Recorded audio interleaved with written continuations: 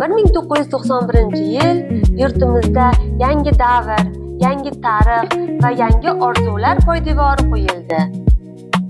Mustaqillik bilan birgalikda ulg'aygan tengdoshlarimiz bugun 35 yoshda. Ular ziyo tarqatuvchi yangi davrning ma'rifatparvar qahramonlaridir. Men mustaqillik bilan tengdoshman.